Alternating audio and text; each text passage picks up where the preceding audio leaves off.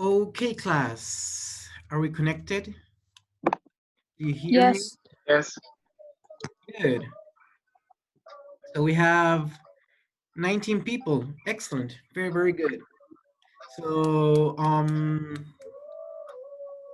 someone is listening to music or something? Sorry, my sister. Tell your sister that you're in class. No, just kidding. No, just you can mute yourself, okay? Um, Okay. don't worry about that. I know that not all of us live in palaces like me. No, just kidding. So I'm lucky enough that I have a room for this is my office, my home office in my grandparents' house. So I don't have any music or something like that. Okay, so class, we're going to cover two main topics today. One topic is going to be about the future of Practica and things like that. What's going to happen and Mineduc and all that stuff. And then we're going to move into classroom management, and that'll be it. It won't be more than an hour as usual. Yes, good. Yes. Thank Yes. you. Thank you for. There's always one person that answers. I love that. Participation is off the roof. Okay, so I have we have here Antonia no, Diaz, who is our lovely assistant. Oh. Hello, Antonia has everyone. been helping me with this class, and she will be with us this whole semester. She is very responsible. She's a very good student, and most importantly, she is doing her practica final or her final teaching practice or something like that. So Antonia is in the same situation as you, that she was about to finish, and then coronavirus attacked every single part of Chile, and she was left sort of in the middle. I don't know, Antonia, if you would like to share what your decision was regarding your practica. You're mute, Antonia. Unmute yourself. Yeah, sure. Um, well, my decision was to leave the final practicum for the second semester Mhm. due to several factors, more related to the fact that I wanted to teach in a face-to-face Mhm. teaching style, but also I'm aware that it's not something that could be possible, like 100% possible the second semester. So Mhm. I thought I will give it a shot. If it's possible, I will do it like a face-to-face practicum, final practicum. If Mhm. not, I will be able to do my final practicum online. Did that due Mhm. to this idea of wanting to, like, I wanted to have my students to know me personally, because we know that it's a complete different situation. Yeah. The setting, the environment, the kind of interactions that you have with your students is completely different when having a practicum or a teaching thing with your students online versus a face-to-face teaching Yeah. setting. So what I understand is that for you it was important to have sort of a normal classroom setup, something that Sure. could really, yeah, happen in real life. Yeah. Um, yeah, for me that's also important. It comes down also to what is important for me as a student, I think also, because some of you may say, "Oh, maybe I like online classes and I would like to learn more," or some of you would say, no, I like real classroom, real environment, and I'm going to base my decision on that. So I want to say, what I want to state here is that every decision that you make uh, is applaudable, and is possible, and I will support it. But I want you to really think about that, because I'm going to show you the screen here. Share screen. screen. Yes. Here, are you seeing the screen right now? Yes. Yes? Yes. Good. So here are the groups. Some groups have not decided yet, which is cool with me.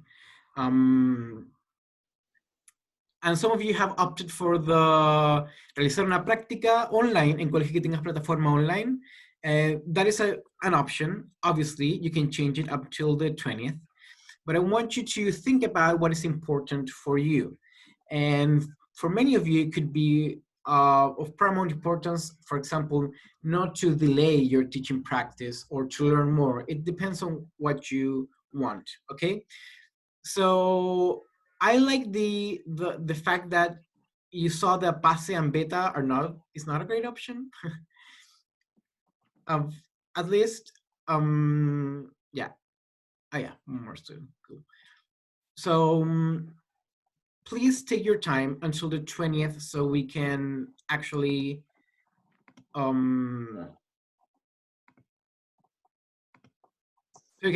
that information. Yes, just take your time. And I want to be completely honest with you on this matter. If you take, for example, Practica next semester, you don't know, I don't know if I'm going to be hired next semester. So your teacher could probably be another person. And the next semester, you don't even know if your classes would be online again or it would be face-to-face. Yeah. So whatever decision you make right now is going to be 50-50 percentage. At least for now, we are 3 teachers of Practica, Victoria, Claudio, and I, and it depends on how many people take Practica next semester if they hire me or not. And if they don't hire me, I will cry. No, just kidding. But I will understand if Peuce decides not to hire me, in which that case it would be a huge mistake. No, just kidding. Yeah. Thank you, Antonia, for your support. Yeah. I would like it to add Yeah. that this decision, I know that it's really difficult for all of us to consider, because you don't, not only you have to consider what you want to do as a teacher, because let's think about this like this. You are teachers, you will have to teach. So even if you are in the practicum, you will be considered as a teacher for your mentor teachers, for example. You will have to take that kind of role, and you will have to forget about being a student in the classroom. You are the teacher, because if not, the students will notice that you are not sure of what your role is, and they could take an advantage of that. Yeah, that is something that we spoke during the first weeks about respect. And if you're teaching, for example, senior years, you're only 3 years apart from senior years. Like they're 18, you're 23. Like that is a short amount of time, you know? So, yeah. And what I wanted it to, like, my point was that not only you have to focus on the teaching part of why you have chosen this career, it also has to do with the affective factors. Like, how is your family supporting you? What are your options? Are you able to take those 3 intensive weeks? Will you be able to be in the region? If that happens, you have to consider a lot of factors, of aspects, even the characteristics of the environment where you are living in, to decide.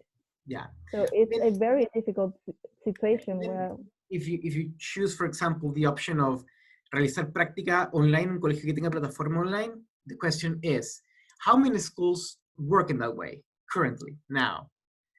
It would be kind of difficult to find a school. Do I know how to come up with online classes? There's another question. Do I feel secure with my online presence? Do I know techniques and platforms for online? So yeah, those are things to be considered, I think, as well. Yeah, and that is something that could be a very important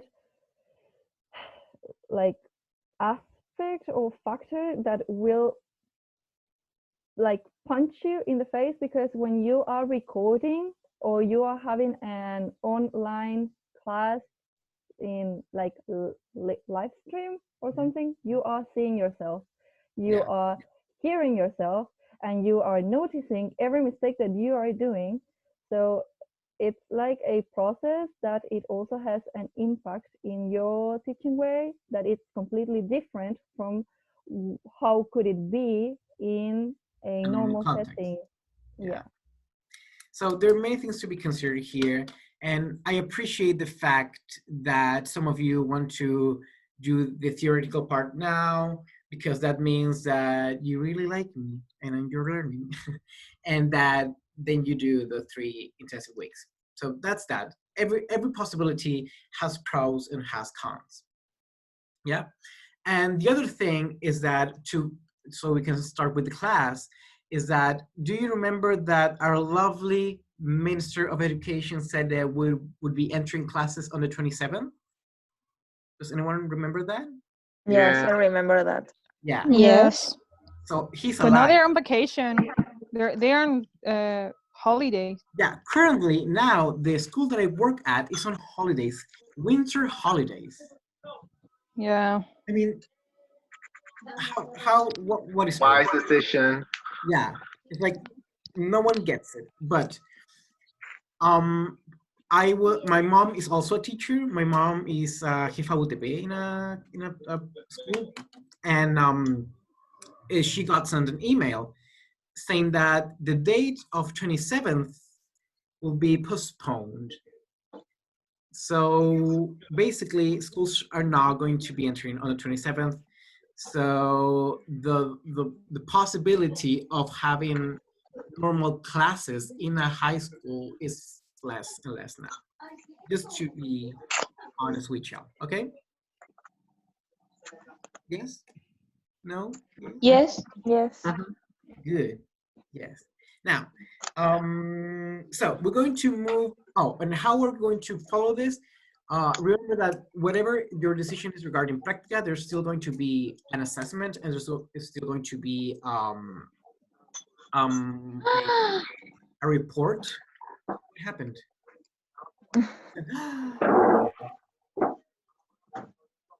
Okay, whatever. There's still going to be a report, and you still have to hand in the evaluation, right? So we're going to continue with classroom management up to this class, and from now on, we're going to focus on classroom, lesson planning, which is part of your practica intermedia. Yes, so practica intermedia is about lesson planning, and from this next week on, we're going to focus on lesson planning, and we're also going to explore about computer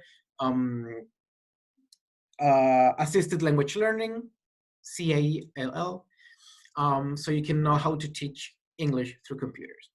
Yes, good. Can we move on? Yes. Yes. Yes. So, Yes.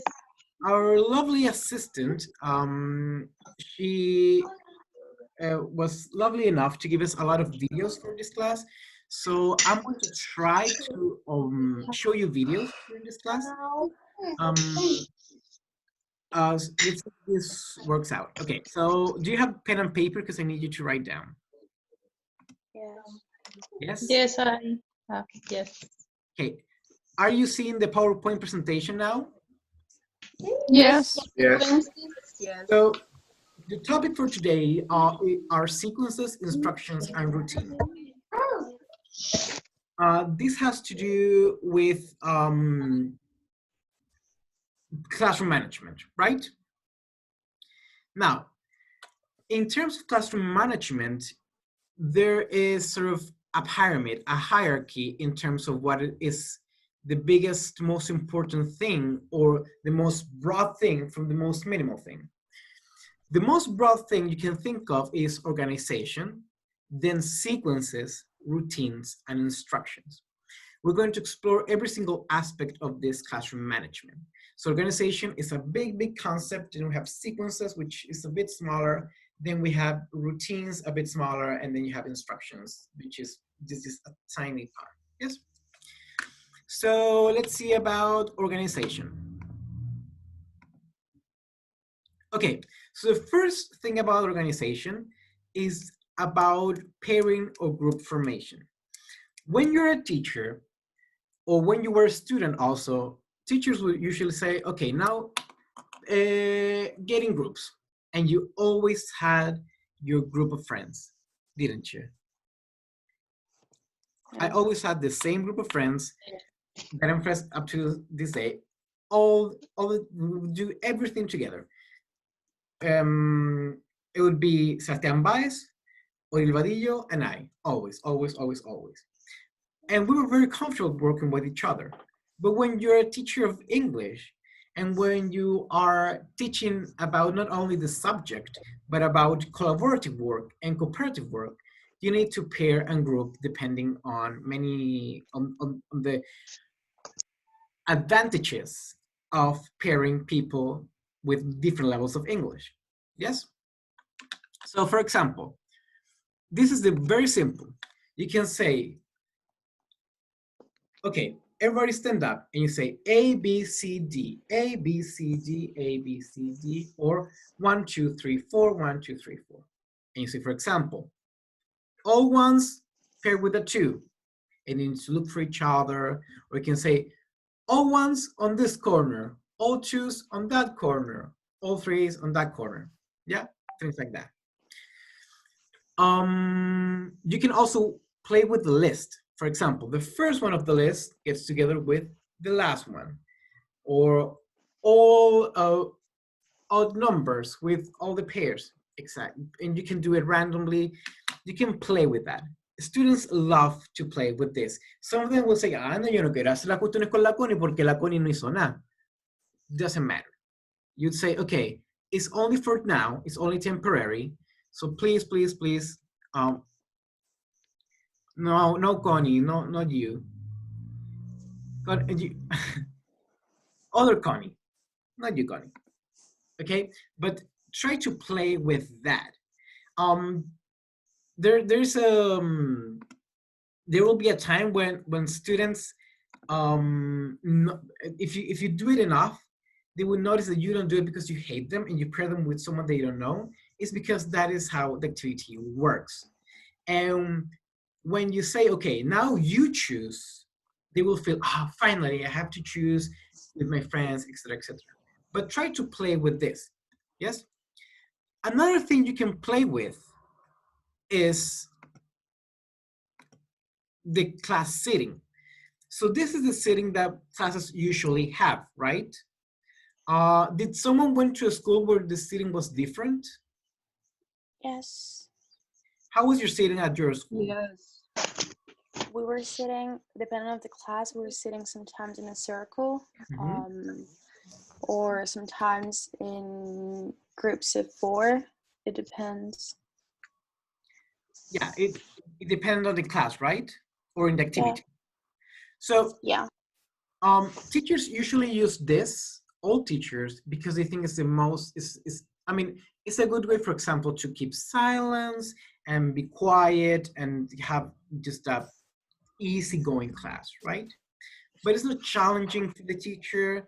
It doesn't promote communication. It doesn't promote cooperation. So it's very difficult in English, especially, to work with this. So, because for example, let's say that this kid, the one on the last row has a doubt. You have to walk all the way to his desk and answer a question, right? But let's say, for example, if you're sitting in groups like this is the classroom that I always worked. The student who doesn't know something, instead of asking you, is going to ask his teammates. So, cabros, no entiendo cómo se hace esto, ¿alguien me puede explicar? Dice, ya, mira, tienes que hacer esto. So you avoid that double explanation all the time. You can also work, as you can see here, in, for example, stations. Yes, this is a station, another station, another station. You can also play, for example, if you're presenting something, you can use the horseshoe. So you can see every single student around you. Or you can use the square or the circle. This is not a circle, this is a square. Yeah. The one here is great, for example, if you're watching movies or if you're watching a long video, because everyone has the same view of the screen and heads will not be on their way. Or you can also, for example, you're making a debates or you're playing teams or you're playing, for example, Guess Who in your classroom. You can put them in rows separately like this. So I want you to know that you can play with this class sitting always. Let's see, I want to share a video with y'all. Let's see if I can. Share computer sound, yes. So I'm going to show you a video.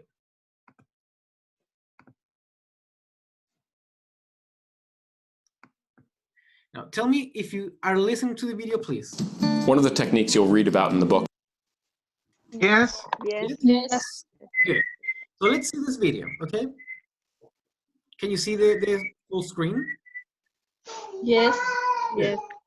Okay, watch this. Is called 100%. It's about how champion teachers get 100% of students to do what they ask 100% of the time. That may sound like a recipe for conflict, but when you watch champions at work, you'll see that it's all about finesse. First, like Colleen Driggs, champions use the least invasive form of intervention. The idea is to avoid breaking the thread of instruction. Colleen corrects with hand gestures, and that means the teaching goes on. If you've got one kid who's off task and you interrupt the task for everyone to fix it, you'll end up with 3 more kids off task. And when you stop to fix them, it will happen again. Minimally invasive correction helps avoid that death spiral. Champions like Bob Zimmerle are also careful about keeping correction private when possible. I need 3 people. You know who you are.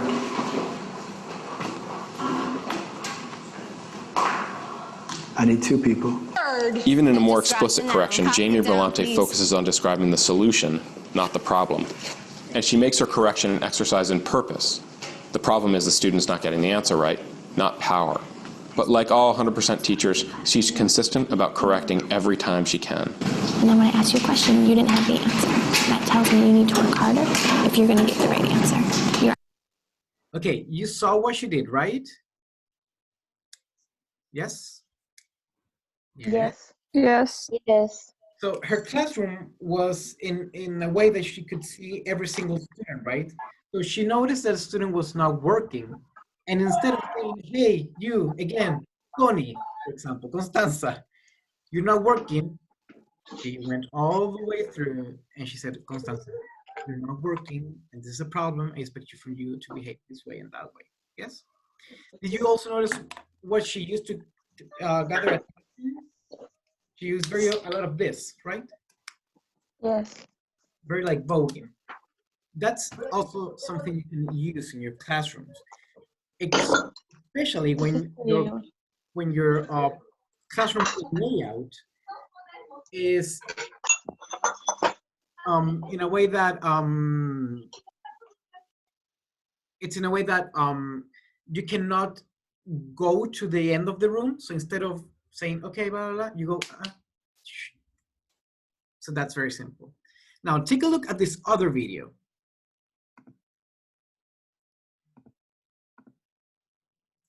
Look what she does. Okay. Okay, you need to be in pairs. So Kazu and Michele, if you're a pair. Maria and Jen, if you're a pair. And Aranko and Yohi. Okay, A, B, A, B, A, B.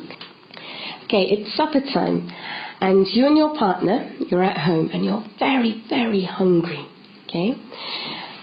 A's, can you put up your hand if you're an A? Good. You can see what's in the fridge, okay? Keep your paper very, very secret. Don't show your partner. Can you see what's in the fridge? Okay. What did she do here? She gave a task to certain. Sorry. She gave a task, sorry. But did she create groups, pair? What did she do? She paired them up. She paired them up, right? And she did 2 steps. She did this. First going to pair, right? And then she said A, B, A, B, A, B. And in a third instruction, she said, okay, who's A? And all A's raise their hand. So you can see that the layout is completely different from the other classroom. So if she wanted them to pair up, she did the hand gesture and she says A, B, A, B. You can also do that in your classroom. So you, for example, I always gave my students a piece of paper with a number or with a name. So for example, I worked in San Felipe. And do you know that video, La Mojojo, El Careputa, Las Calinas, todo eso? That was on San Felipe. All my groups were called La Calina, La Mojojojo, and depending on the name that you got, you worked at a certain station. Yes? So that's how you can manage that sort of environment. What I don't think is useful is to punish students in certain groups. So for example, if a student is behaving badly, some teachers would put them in a just alone by themselves or with people they don't like. Classroom should be, or the pairing should be randomly, thoughtfully, but never as a tool for mitigating problems of behavior. Yes? Don't punish a student by pairing them with someone they don't like. Yes, don't ever do that. Okay, that is organization. Yes? Now, let's see here. Are you watching the PPT now? Yes. Yes. Now, we saw what was a organization, right? It could be the classroom, the layout, the desks, how you pair, how you create teammates, etc., etc. But now let's see if about a sequence. What is a sequence? It says a sequence is a particular method of performing a task, a series of small tasks or steps taken to accomplish an end. The students know what to do or what to expect depending on the task. So, what is the difference between a sequence and a routine? A routine is something that you do every single day, every single time, while a sequence is certain steps you take per task. For example, you're not going to watch videos every single class, right? It's not something that you do every single class. But every time students watch a video, you need a sequence. Yes? You don't do reading every single class, but every time students read, you use a sequence. You don't have tests every single class, right? But if there is a test, students know a sequence. Do you know what I'm saying? Do you get this? Yes. Yes. So there should be a way that if you, for example, say, okay, students, today we are going to write a text. Students know what the sequence of writing a text is. If you say, students, today we're going to do a listening activity, students know what the listening activity sequence is. Okay, so a teacher's going to show a video, then it's going to show again, then there's information, then have to share it, etc. Yes? So again, I'm going to show you videos and examples.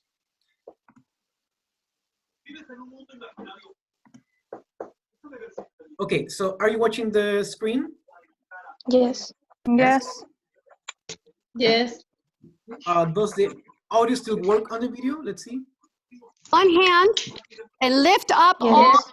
Yes. So what the Yes. teacher is doing is, yeah, she's teaching or the procedure, the sequence on how to have a test. Look closely what she does. All of the books and the materials that you need except for the test blocker.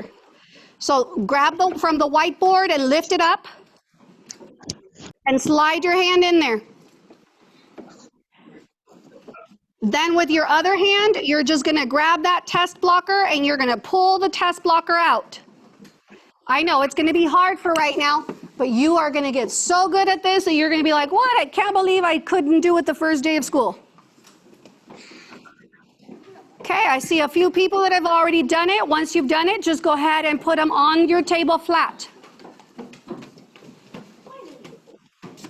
I'm sorry, I'm still hearing people talking. Give me a thumb up if your test blocker is already on your desk. Perfect. So we're gonna try that again. When I say go, you're gonna get your test blocker ready. Go.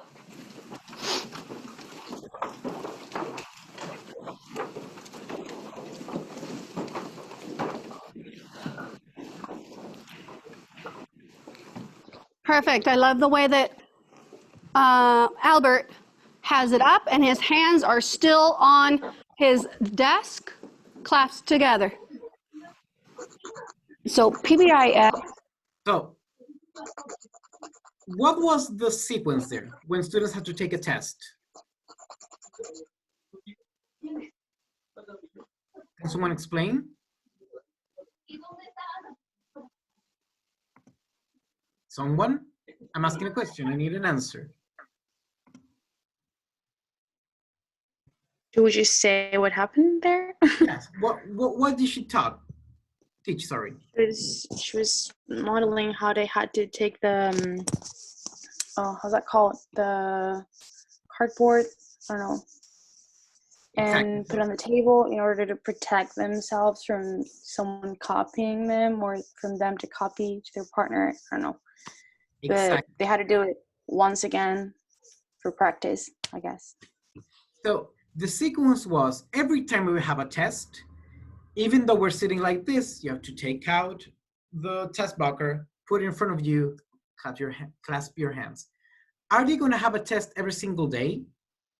No. But students know that when the teacher mentions a test, that is a sequence they need to follow. Yes? So for example, this other teacher is creating a true or false activity. Look what she does. Deasia, you have voice for me? Yes. You sure? Yes. All right, hands down. Deasia's reading. Go ahead. August had 4 more birthdays than June. All right, now don't say anything because I need to see my fingers. True for Jasmine, true or false? Let's see them. Now you can't do this because I can't tell. Looks like one big finger. True or false? I like how Brooklyn took her time quickly to read and make sure she knew her answer. She didn't look around the room at anybody else's fingers. She wanted to make sure she knew her answer. True or false? All right. Okay, what did the teacher do? Again, I'm waiting for answers. Someone's beside Montserrat, please. Should I say it? Okay. Well, she was modeling again. I mean, she has this thing where she has true or false, and she's playing with her finger to make a signal in order to respond. But, I mean, still, she's modeling something in order to apply it for an answer, I guess. Exactly. So she had this sequence of true and false. Is she going to do true and false every single class? No. But students knew that when they were checking true or false, this was false and this was true. So they don't do it every single class, but they know in the back of their minds that there is a sequence that they need to respect. So I'm going to show you some of my classes, not video, but some of the presentations that I had. So let's see this one. Okay. Are you seeing a PowerPoint presentation? Yes. Yes. Good. So this class was about art and Keith Haring, which is one of my favorite artists. And I even have a tattoo of his because, you know, I'm crazy like that. So we're talking about Keith Haring, right? Keith Haring. And it came the time when they had to read a text about Keith Haring. We don't read every single class, but students know there is a sequence when you read. So for example, you can see here, the first step is a pre-reading. So take a look at the title, find all the cognates, search in a dictionary 10 words you don't know, and search all the present perfect forms. Yes, so we haven't even read the text, but that is pre. Then there is a while. Text. You have to answer this question. And then there's a post. Using the present perfect, write a summary of Keith Haring's life. So students know when they read, there's always a pre, a while, and a post. So when students say, when I say to students, okay, we're gonna read a text, they know, okay, so there's going to be a pre, a while, and a post. 3 parts of the sequence, yes? So another example that I have here in my classes, we just need a must here. So again, we were watching a video for this class. This was about need and must. So I said, we're going to watch a video. And students know that when we watch a video, the sequence always is going to be pre, post, and while. So before watching the video, we need EPA, that is the title of the video. What can it be about? What does EPA mean? Blah, blah, blah. Then there's vocabulary for them to understand the video. I'm still on the pre-listening. Then I show images about the video. And then I watch the video. We'll watch the video 2 times. First time, only listen. Still on the while, still watching the video. And then there's a post. So students know that every time that we watch a video, there is a sequence that needs to be followed. So that's why you have to think, what is the sequence when students, for example, have to read or write or speak? Yes? Think about those sequences. So it says, you need sequences for the following: to watch videos, when they're reading, when there's a test, when there's a listening task, group work, check your answers, share information. So for example, one of the sequence that my students always understood is that when they were working on projects, I work with project-based instruction, they always need to follow this. It's in Spanish, by the way. So they had 5 classes, and they knew that the sequence was this: clase 0, 1, 2, 3, 4, and 5. And they knew what to do every single class. So they couldn't say, profe, no traje las cosas, no traje, no hicimos. I said, look at the sequence. On class 5, you had to work on diseño, campo laboral, mallas y clases. So students know what is the sequence for them to work. Yes? So sequence is not something that's going to come up in every single class, but it's something that when students, when they listen to a task, they say, it's this. Yes? Is that clear? About sequences? Yes. Yes. Yes. So I know that, for example, Benjamin has sequences in his classes already, and he also does this very like beginning, middle, end. Or when, for example, we're watching a video, at least when I was his student, he always said, for example, the sequence for watching a video is first silence, attention, watch it 1 time, share, 2nd time, share. You can come up with every sequence that you like, but there needs to be fixed. So students know that when you said, okay, now share information, it means sharing to the side, share information before. That is a sequence. Good, next. Routines. Now, routines are similar to sequences, but routines are something you do every time and every day. And they don't go step by step. They're they're a unit by themselves.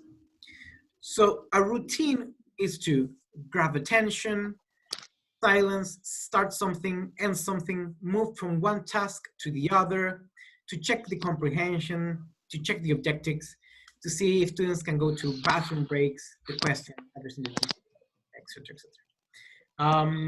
For example, when I was a teacher and I wanted silence, I always did this.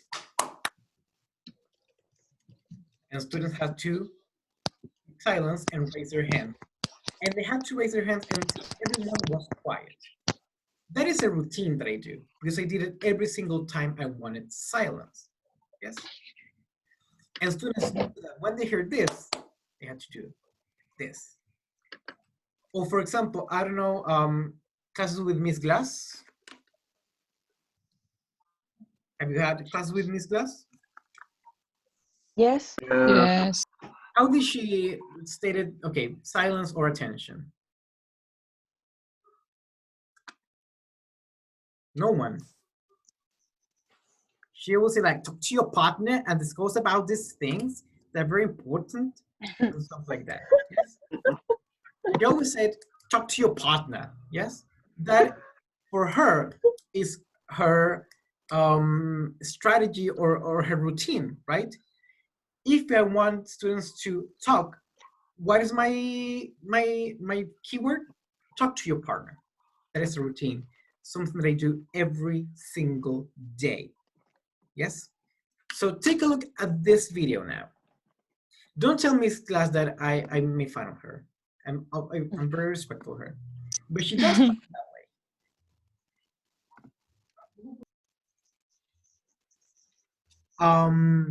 Okay, for sequences and routines, routines are very simple, so students will get the grasp of them, Montserrat, in about 3 or 4 classes if you do it every single day. While sequences, you need at least to show them one time a sequence and repeat it at least, for example, the first semester, I repeated every single sequence in terms of writing and speaking. And for the second semester, they already knew that it was pre, while, and post. So routines, 2-3 classes. Sequences, since they're steps, you need more and more time. So the idea is that in your practica, in 3 weeks, those intensive 3 weeks, you should be able to establish a sequence on whatever you want to, okay? Okay, but technically applying it every time we do the task. Exactly. Every time there's a listening, do the same sequence. Every time there's writing, the same sequence. Yes? For example, this one I don't necessarily like, but look at what the teacher does. This is a class interrogation. One of my side, Janae. Here's another great teacher cold calling. This is Jesse Rector. Excellent. I'm a square field with a perimeter of 48 feet. What's my area? Katrina. Jesse's kids are all standing. When he asks them to stand, they know they're going to get cold called. Cold call is better when the students know it's coming. That way they're all doing every problem in their heads to be ready. And they're hard problems. Excellent. I am an isosceles triangle, with 2 angles that measure 3x each. What is the measure of my third angle, Anaya? 180 degrees. Excellent, 180 degrees. So what it does, this is called cold calling. When you say, for example, Valentina, tell me this. Sandra, tell me this. That's cold calling, yes? And he has a routine. That is, they all stand up. The teacher gives her, he said, I am an isosceles triangle, 3x every single side. And he made a mathematical question that I don't understand because I don't know math. But he had this routine, right? Stand up, tell me your answer. That's a routine, yes? Because he does it every single time that he makes a question.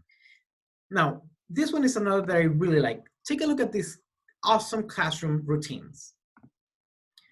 Oh, are you still listening to the video, or is the audio off? No, it's okay. Listening. But it's too loud.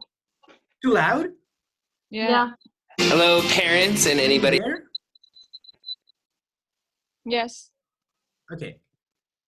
Else who watches this video, I'm gonna talk to you today my class working hard behind me, about the #1 comment I get as a teacher. Everybody say hi. Hi. Back to work. The #1 comment I get as a teacher is that they don't know how I do it. They're always like, how do you do it 25 kids in one day? Well, one of the keys is grabbing their attention. So you gotta do fun attention grabbers, and then you have 25 kids giving you their attention. So, for example, I can make your hands clap. See, it's pretty awesome. So this video, I'm gonna show you all kinds of different attention grabbers, and you can even try to use them at home. It's fun.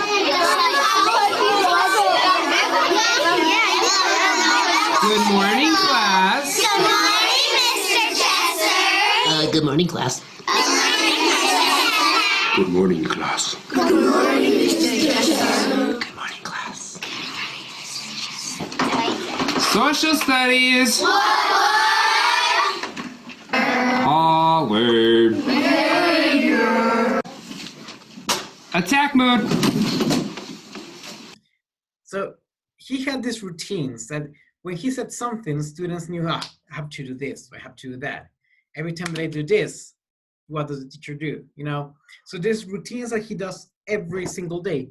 I know this is for small kids, but if you work at a high school, your students of English will probably have less English than they have. So the language is going to be very similar. Now take a look at this other example. This is a teacher that has a routine in terms of reading. Scoot up right next to During that ELA transition, I had them practice it over and over again because I want for them to know exactly where they sit so that they can get there quickly.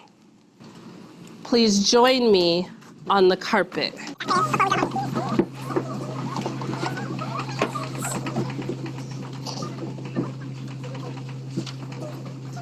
It took us 1 minute and 8 seconds, which is not too bad, okay? As we continue to go throughout the school year, we are going to be looking to chop down just a little bit, second by second, at that time. So this teacher had a routine that every time that they were in a literature class, English class, they would read a text, right? And texts were read out loud, and students had to go to the carpet. So she said, she said, you took 1 minute and 8 seconds.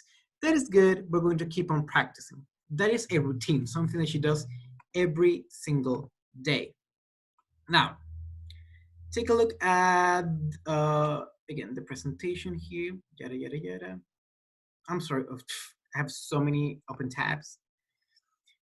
So again, the routines are for silence, attention, start, and move from task from another. I have some examples here in Spanish as well. I work as a consultant for many schools in terms of methodology, and I had to create something about evaluación formativa. And for example, let me see here. Have you ever worked with timbre stamps in your classrooms or not? With stickers. Stickers, right? It's the same. It's a routine. You finish something, it's good, stamp. You finish something, it's good, stamp. So students know the routine is if you finish, teacher, I finish, stamp. And they can become points, etc., etc., etc. This is another one that I used to use when I was a teacher. At the end of the class, to mark the end of the class, I would say, okay, students, pick a piece of paper or in your notebooks, write 3 words you learned today. Then give me an example or write a sentence with 2 of the words and draw 1. So for example, here's in Spanish. Piensa en 3 conceptos que aprendiste hoy, explica 2 de ellos, dale la utilidad a uno. So for example, if we're talking about means of transportation. Okay, students, write in your notebooks 3 means of transportation learned today: train, bus, and taxi. Create sentences with 2 of them. I took a taxi. My mom goes by train. draw one, and they draw a train, for example. That's called 3, 2, 1. So instead of say, that's to finish the class. And that's something that I did every single class. Another thing, for example, is the exit ticket. Every class you have an exit ticket and you hand it out. Yes? So that's a routine, something you do every single day. Now, the last part is instructions. Instructions are the easiest, or no, not the easiest, the smaller part of classroom management, but it's the most important one.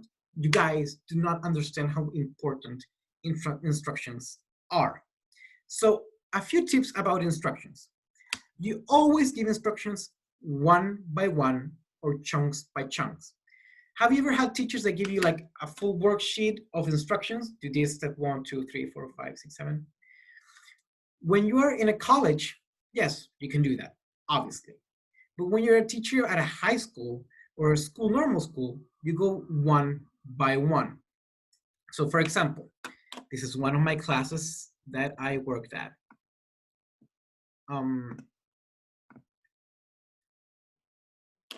Are you seeing this? The PowerPoint presentation, the blue one? Yes. Yes. So they had to read about a Canadian festival. So the instruction is read the title, look up the words in bold, find all the cognates, complete the chart, and underline these words. So there were 5 pieces of instruction. What did I do? Instead of giving the 5 pieces of instruction, I separated them. So I said, okay, 3 now, and I check.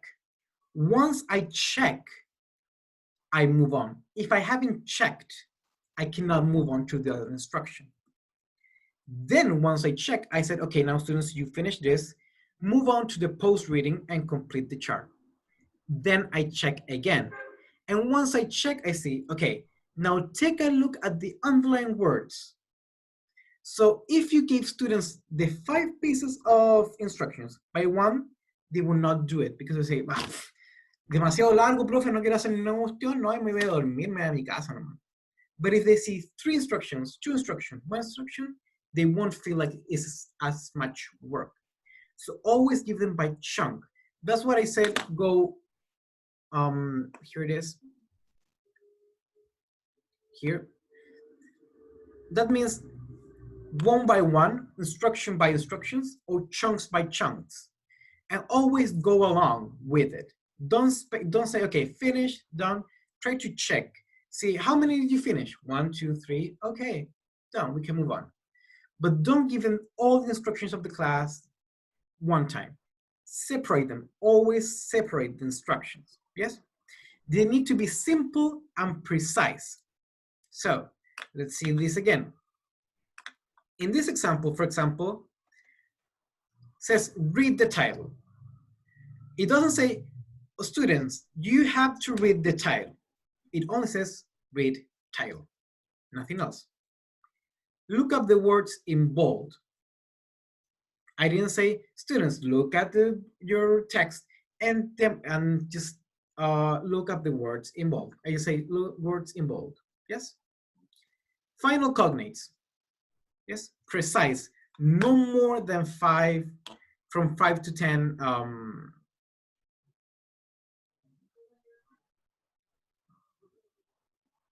See, CCQs, I'm going to go into that, are really important for checking instructions and understanding. And we're going to go into CCQs a bit more ahead, okay? So always give them chunks and they have to be very precise and concise, yes? For example, look at how I bolded the word bold. So I say, profe, ¿qué es bold? They say, bold en negrita, yes? Now, you always have to re-mention. So you explain something, step 1, 2, and 3, and you said, okay, so what is step number 1? What is step 2? What is step 3? That's a CCQ, comprehension check question. When you create questions for students to answer to see if they checked the instruction. So you read instructions and you say, students, what do you have to do today? And they will say, tenemos que hacer esto, blah, blah, blah, blah, blah, blah. And you say, but in English, of course. So you have always to go over steps, and you can come up with questions, because you never ask, did you understand? You have to check. So for example, you can say, what is step number 1? What is step number 2? What is step number 3? What is step 4? Or you can say, for example, is it in pairs or is it individual? And so we'll say in pairs. Where do we have to write? In the textbook or in the sheet of paper? On the sheet of paper. How many times do I have? How many minutes? 10 or 20? 10. Those are CCQs, are questions that you create for your students to check if they have understood. Yes? And you always have to model what you do. So if you say, for example, check for cognates, you show them the text and say, here's a cognate. This is what you do. You can do it as a teacher, or you can model with 2 students. Or you can use the tone of voice. Now, a good technique for you to see if you have actually done a good work in regards of instructions is remember this, IEDCC. So I stands for instructions. Did I give my instructions or not? Expectations. Did I set the expectations or not? Demo. Did I demonstrate what I have to do? Did I give conditions or did I check? I'm going to give you an example of this. So for example, students, you have to read the text and complete this chart. Very simple. Read the text, complete chart. I expect you to complete it in 10 minutes. How do you do it? You do it like this. First, you take your text and you underline what you don't understand, and then you turn the sheet of paper down and you complete the chart. Condition. If you finish, raise your hand. If you don't understand, come to my desk. And then you check. You say, students, what do you have to do now? Step 1, step 2. What happens if I don't understand? This and that. Yes? So always, always check their understanding of the instructions.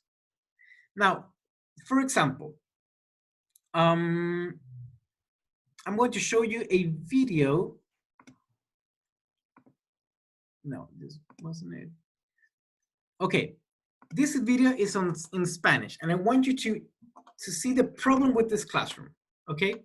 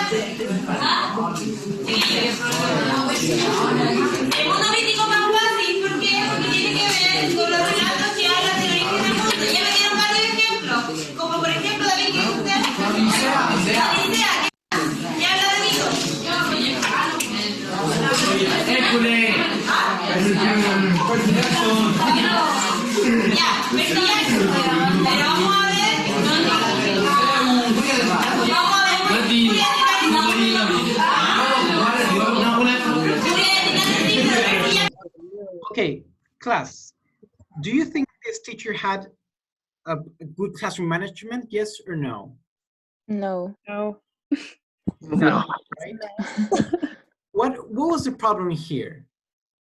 What do you think was the problem here? Of what we just learned?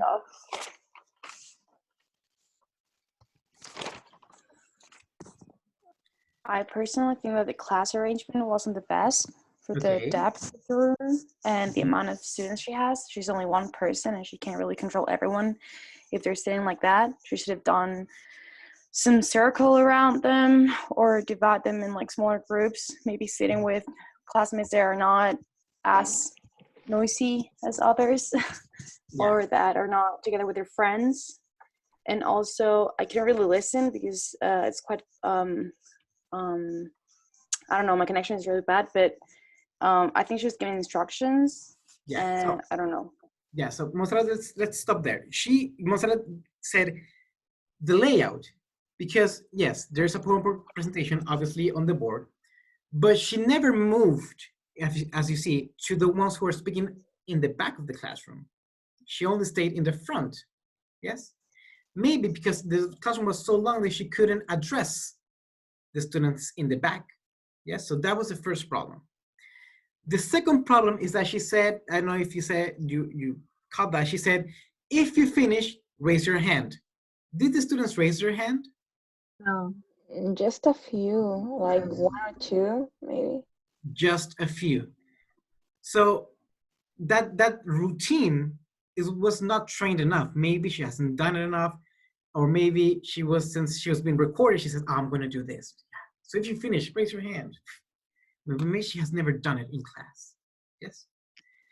And they were talking about El Mundo Mítico, escriban El Mundo Mítico, título El Mundo Mítico.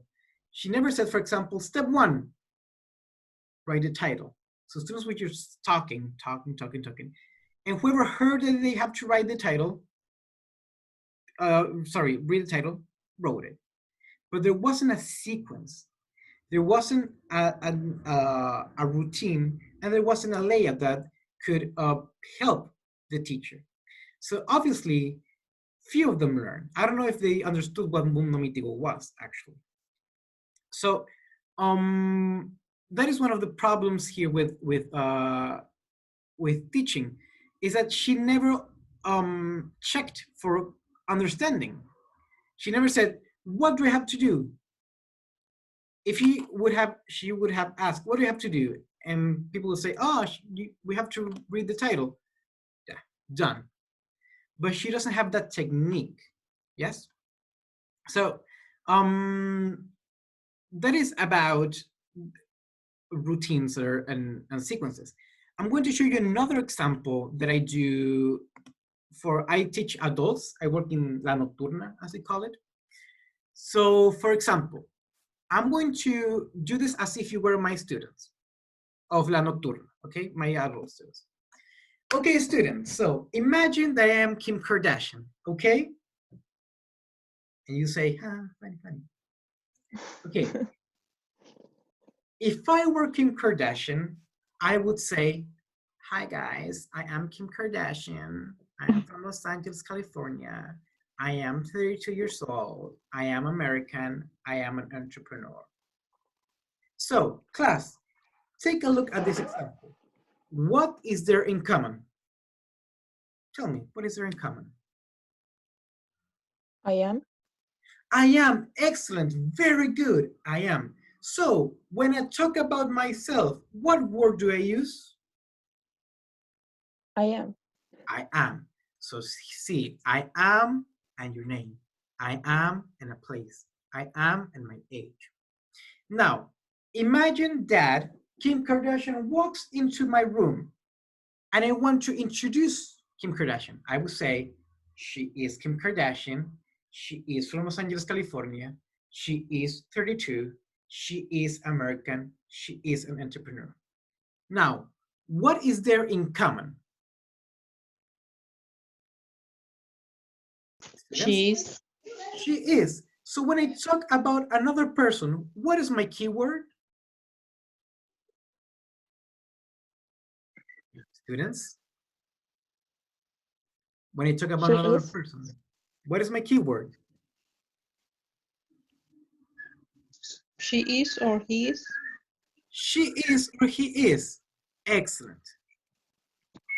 So now let's see, let's say that you go into the street and you see the Kardashians. I would say they are the Kardashians.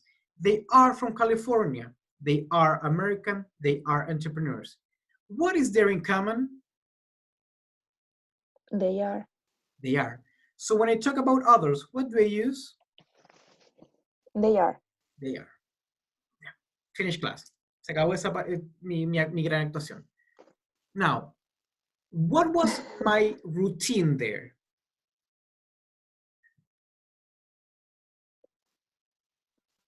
Or what was my sequence? First you explain, then you ask the students to look for similarities or things that are in common of the explanation, and then you ask for clarification. And then I set the rule.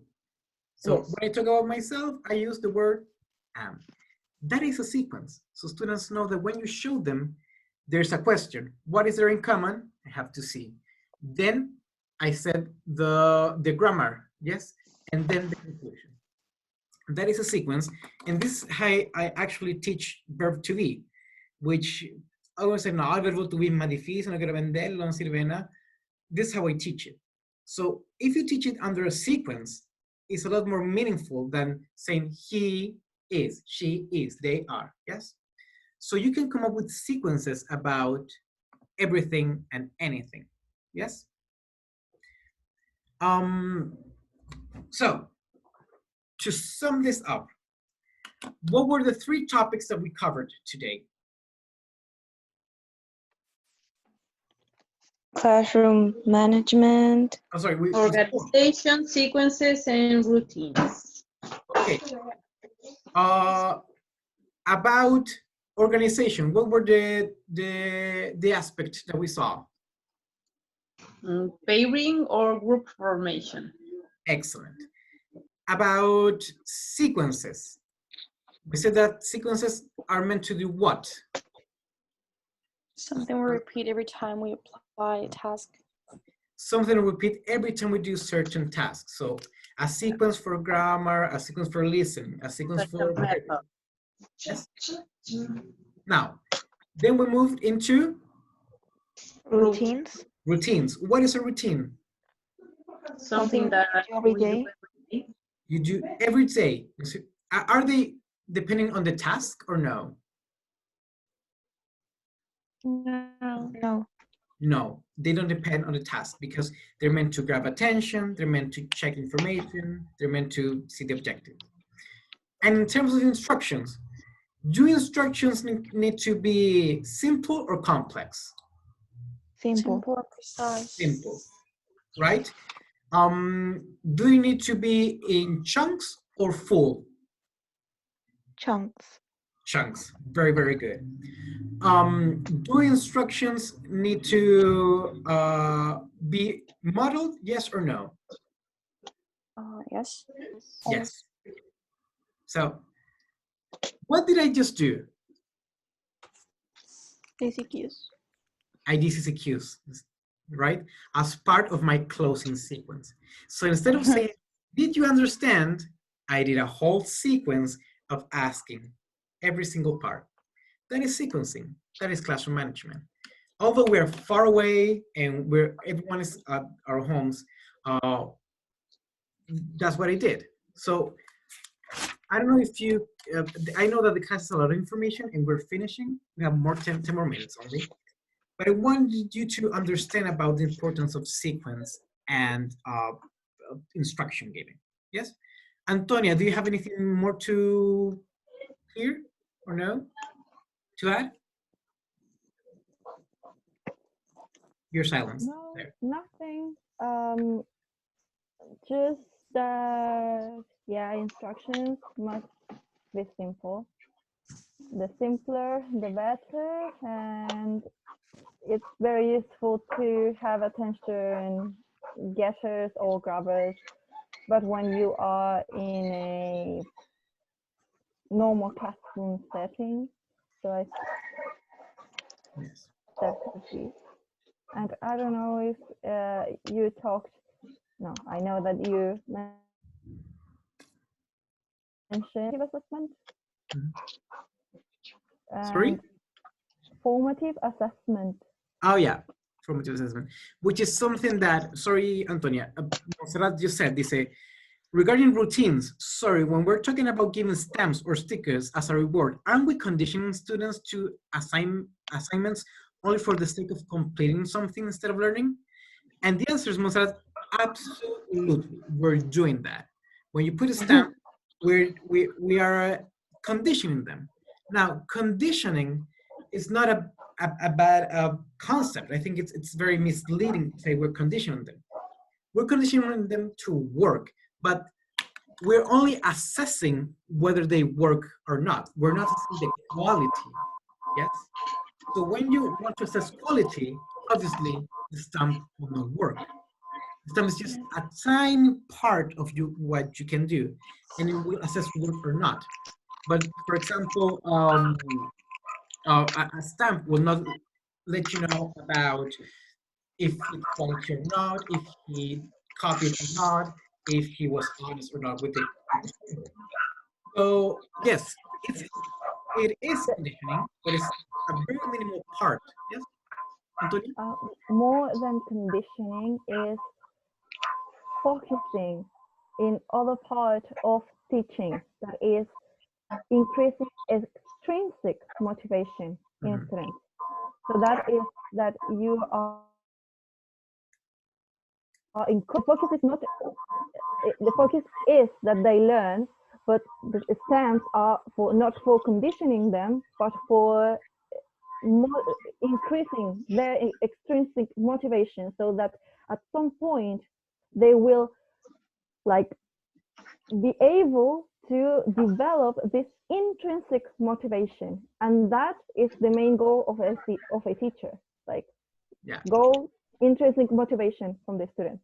Yeah, as I said, when I was a teacher, I used to put stamps, but by the end of the semester, they simply worked, because they were like, whether I gave them a stamp or not, they understood that they needed that. Yes, Montserrat, but it will feel like conditioning, and you will feel bad about it. I felt so bad. I feel like they were my rat labs. I was like, oh, I'm teaching dogs. But it's necessary up to a certain point. And many teachers say, no, yo soy súper formativo porque pongo timbre. Es como, dude, the fact that you put stamps doesn't make you formative in any single way. It's just, it gives you a little chunk of information, yes? So many teachers will tell you, no, si yo soy súper así como, ay, yo pongo timbre porque soy súper bacán. Timbres are the simplest thing you can do, yes? So Montserrat, if that is something that you want to do it. If that doesn't resemble your teaching, don't do it, but try it.